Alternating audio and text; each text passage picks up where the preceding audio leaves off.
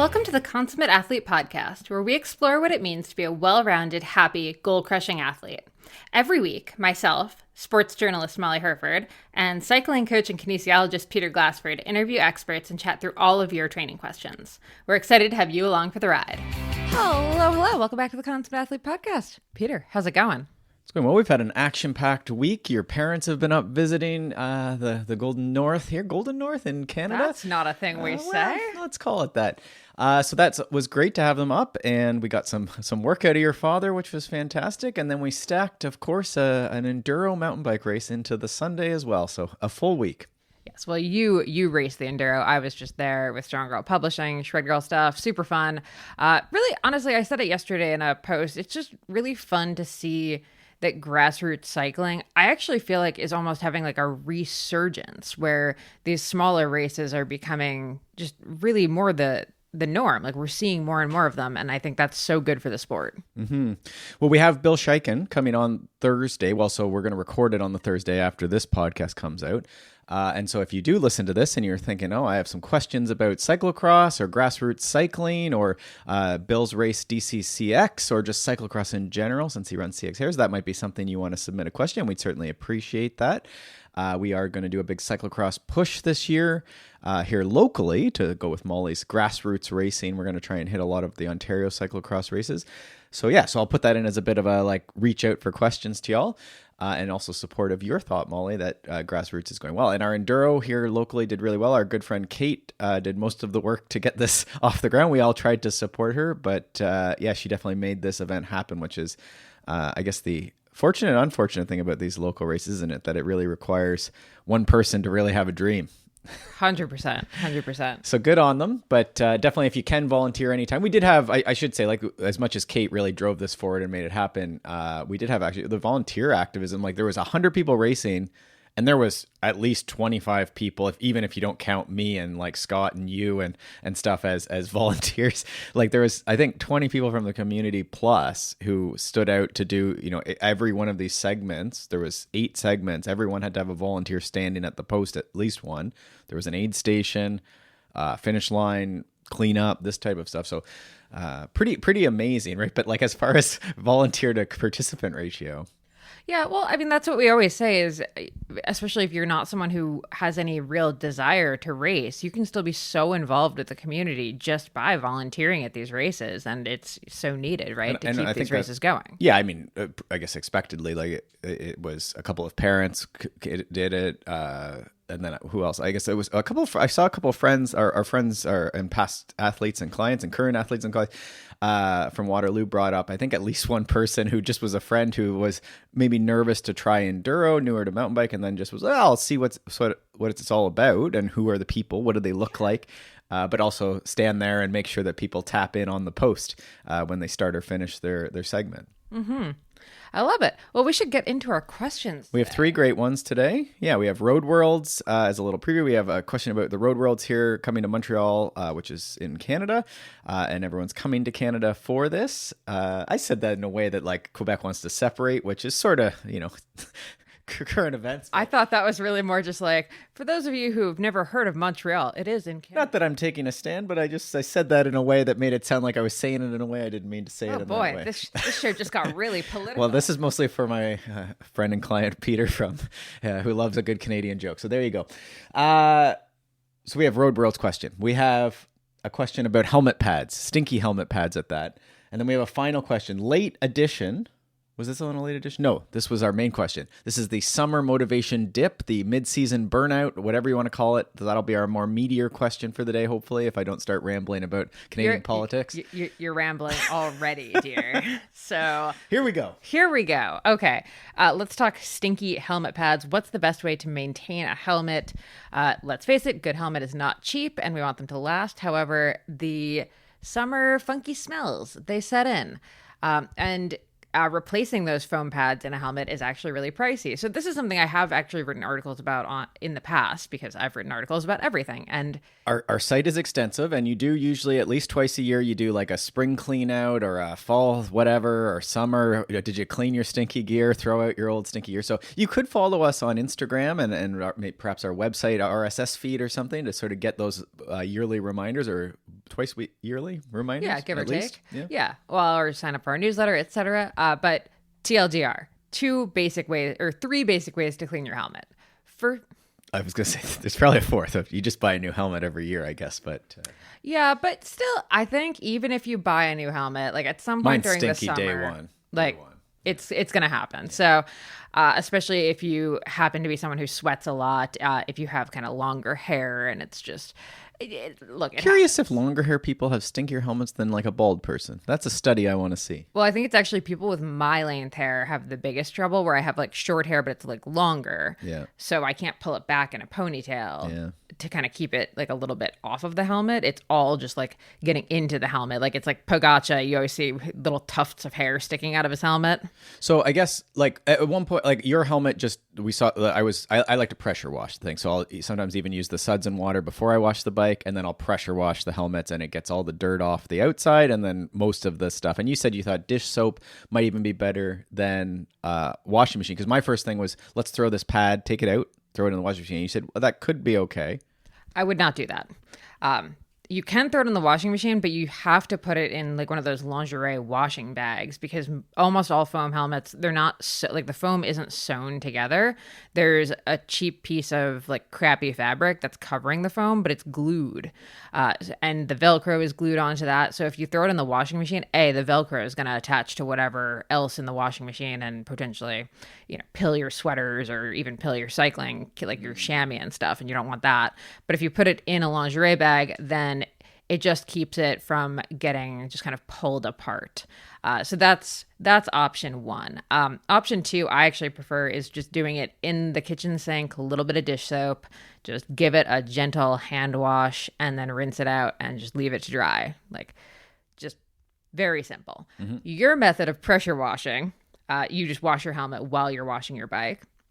Totally works, but it does tend to not extend, the opposite of extend. Sure. The life of these helmets. Especially if you're aggressive, like you want to not like just take the highest pressure washer and like put it right up to it. But your helmet pads actually recently just exploded when I did that. But then we also discovered your helmet was getting on the older side of things.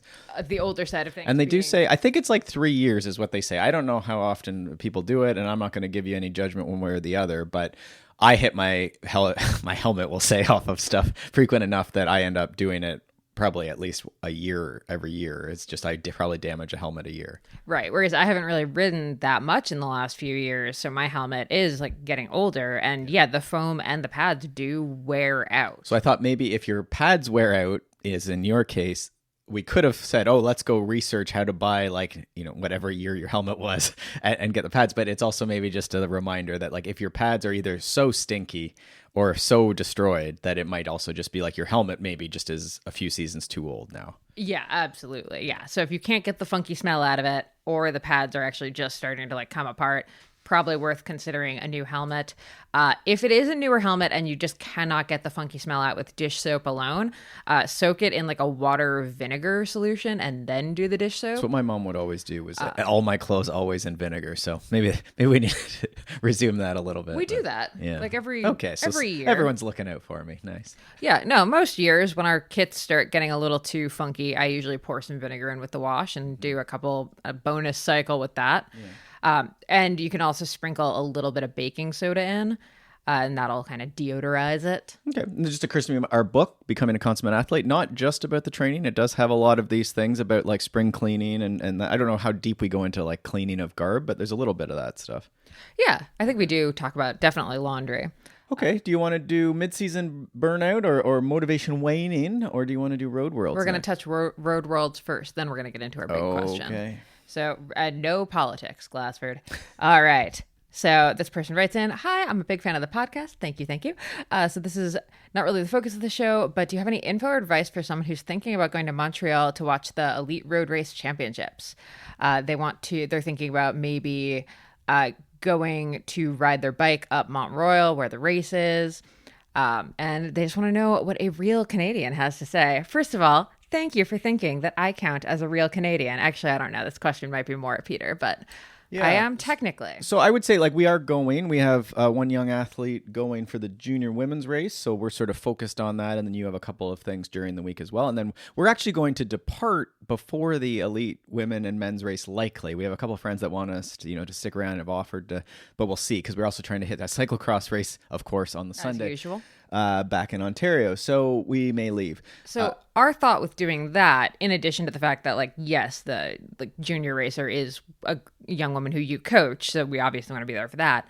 Honestly, to me, the races themselves are actually like not the most fun part of a event like Worlds, because to be totally honest, Road Worlds, you're really not going to see a lot of the race.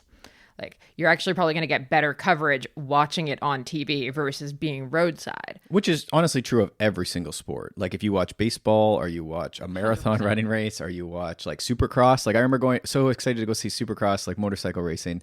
I was like, it's so much better on TV.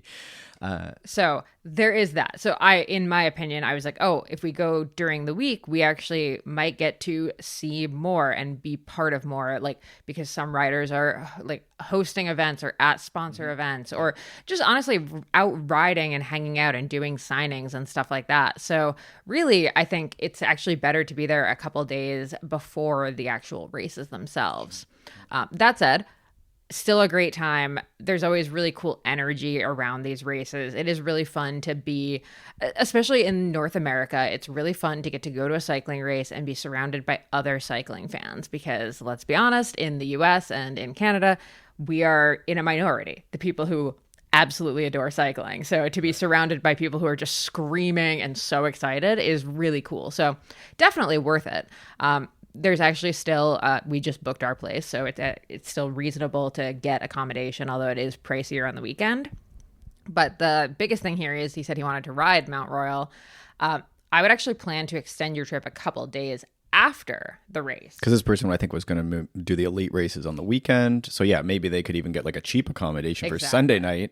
And then stick around Montreal. And certainly there's some good riding. Like, it is city riding, but there's paths, and Mont Royal is a really cool loop to do. You can do, and your thought was like they'd probably open it up immediately after the men's race. Literally the second it's over, those roads are going to, be open again. Yep. So it's actually going to be the best time to ride. I don't think there's really great opportunities to ride it beforehand and actually like truly enjoy it. Right. The Wednesday does have an event, and I'll put the link to, there's like a Montreal and then 2026.org is the website, and they have a event on Wednesday where you can ride Mont Royal at least. I don't think it's the whole course. And then the Canadian Cycling Magazine has a good sort of summary of the course, so you can get those sort of key details. But yeah, my idea would be to see that, and then the Jacques Villeneuve racetrack, I think, is also part of the course, but is also worth riding even if it's not part of the course. But it's sort of a car racetrack you can like actually ride around usually, but this week would be probably very restricted. But if you could maybe stay for the Monday, I imagine it'll be open back up. So yeah. Cool. So if I was planning on doing this, I would come up early Saturday, and I would probably plan to just stay through Tuesday and do some riding. And then I guess it strikes me the other alternative, this person's coming up from like the US, like northern New York. And so they could also hit something like around Bromont or any of these areas where there's like some great rail trails, some great road as well, and certainly good mountain biking. So that would be the other option. If Montreal's just a zoo and you want to get in and out for one or both of the races on the weekend, then just go somewhere else out in the countryside. There's lots of great riding between the US and Montreal. Absolutely. And I think they had specified that they wanted to be there for the men's elite race. I would highly recommend the women's elite race as well, partially because there are a lot of North Americans, so Canadian and American women, who have a very good chance of doing very well, which means the crowds are going to be absolutely bonkers for the women's race. Mm-hmm. So if you want to watch really, really fun racing, highly recommend the women's race, just because we have so many women who could very easily, I mean, we literally have a Canadian current world champion. That's right. So It's going to be wild. So excited. Okay. Excellent. Well, we'll perhaps see people there. If you do see us, maybe with a loud wiener dog, or you see us walking around, definitely like shout out and say hello. We always like to meet people. Pre-apologies for the dramatic wiener dog. Okay, so quick ad from our friends over at Payable. This is a great way to collect funds in a Google form. This is actually how we did the registration for this Enduro event on the past weekend. We got even a bit of waivers integrated into this, a little high-tech work. But at its simplest, this is just a way that you can get paid in the Google form. You don't need to chase people looking for payments. They just pay in the form along with their, in this case, the category and their name. And that's sort of where now we can run a race.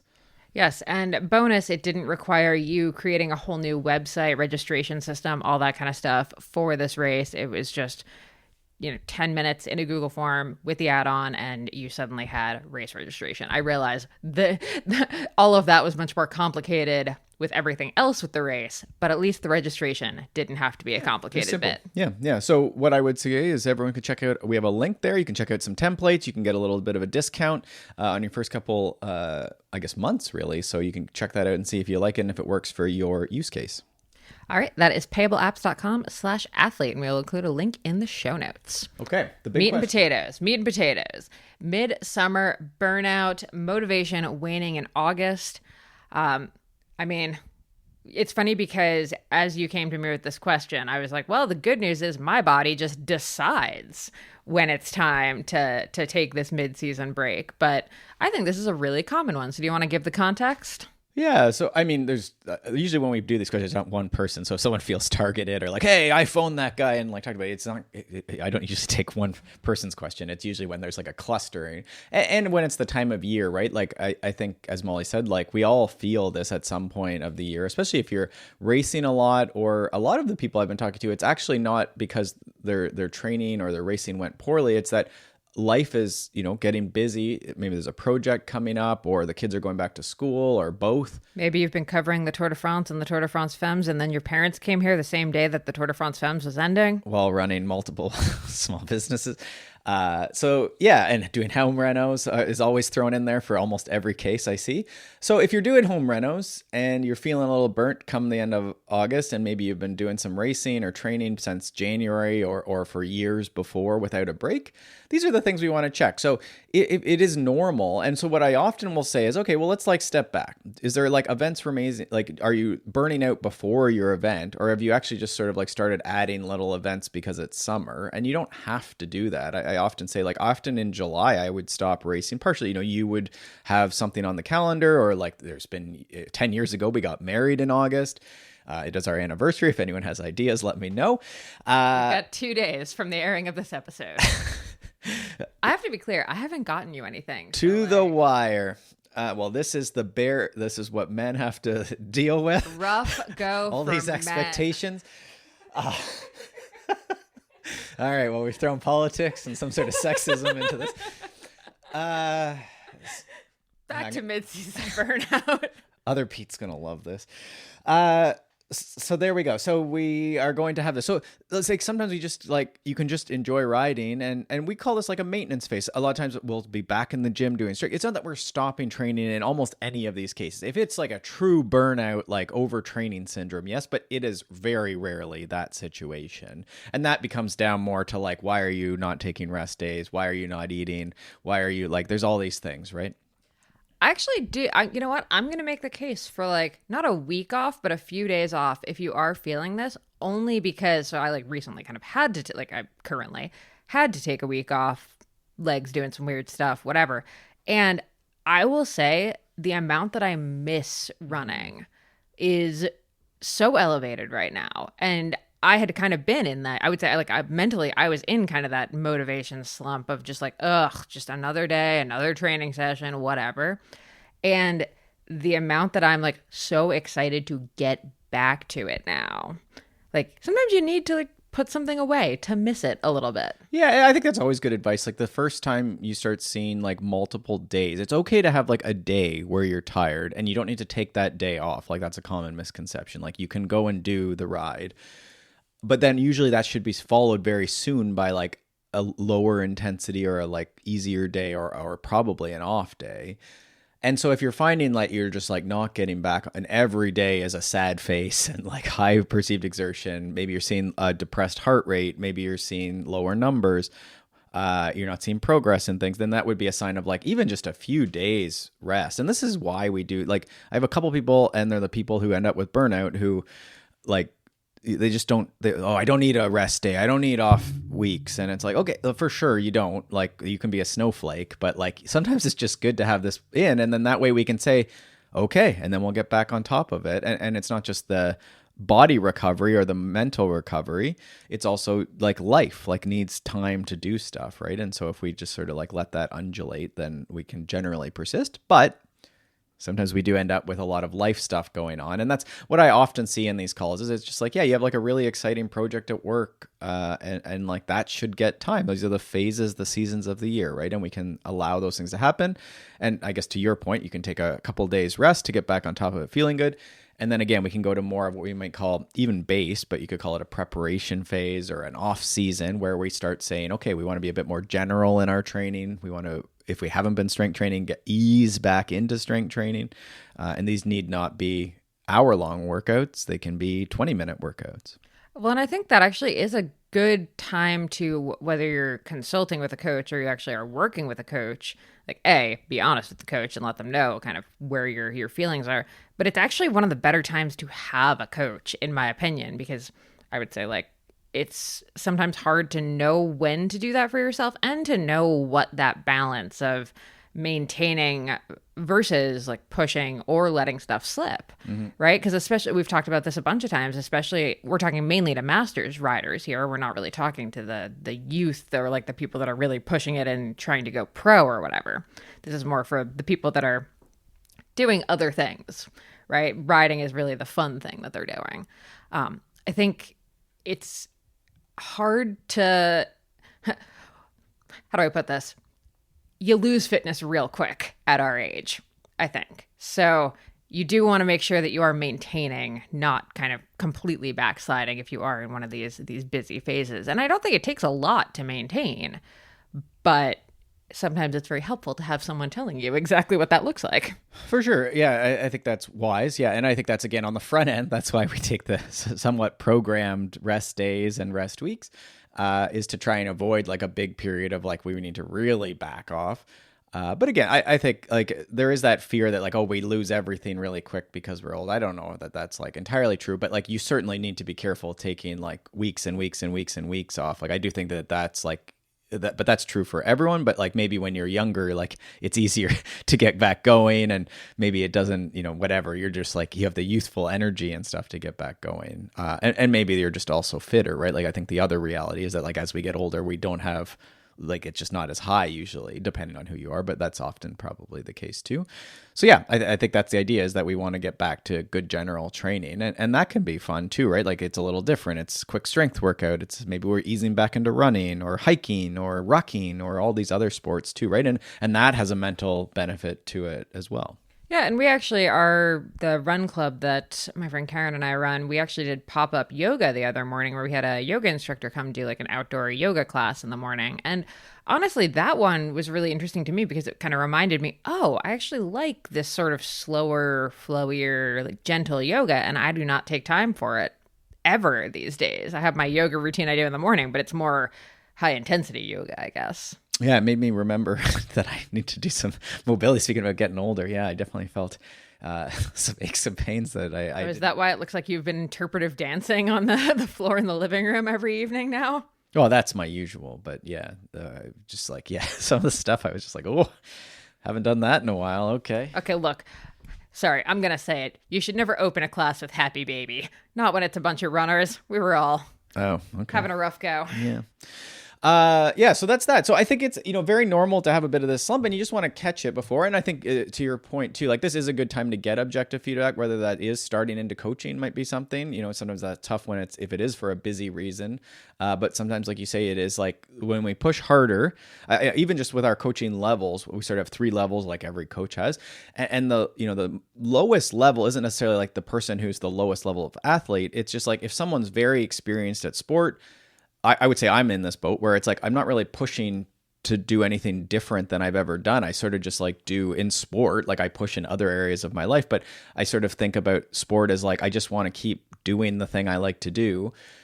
And my schedule is very routine. So like that level of coaching. But then if I was a type A, executive with a bunch of kids and I wanted to do a new Ironman, but I'd never done an Ironman, this is like busy schedule, like stacked back to back to back with ambitious goals. So when we have busy times with big goals, that's where like you want to really have someone engaged, right? And really like involved in your programming. So it can be very individualized, right? And like hopefully optimized as well. So there's that, but then also just talking to someone on the phone, right? Which could be me or a sports psych, or sometimes it could be an RD even can like help you with some of the fueling stuff. If the burnout, almost always there's like something that probably would help from that perspective as well, right? For sure. Yeah.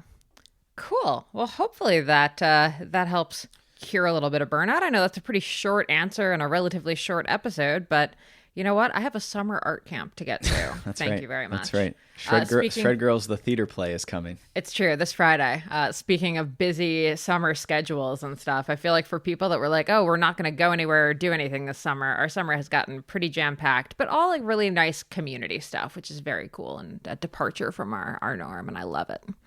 So, all right, there you have it. Keep the questions coming. We have a couple really fun interviews coming up as well, and a lot of good feedback actually from the episode we had with Dr. Nigel Stevens last week, talking about heart health and athletes. And I think we may actually even have to do a follow-up episode on that. We've gotten so much feedback on it. So keep the questions coming. Happy training, and we will see you next week. Thanks so much for tuning in to the Consummate Athlete Podcast. If you want to hear more training, racing, and endurance sport advice, make sure you subscribe to the podcast and leave us a rating and review. You can also subscribe to our newsletter at consummateathlete.com for a weekly dose of inspiration and advice straight to your inbox.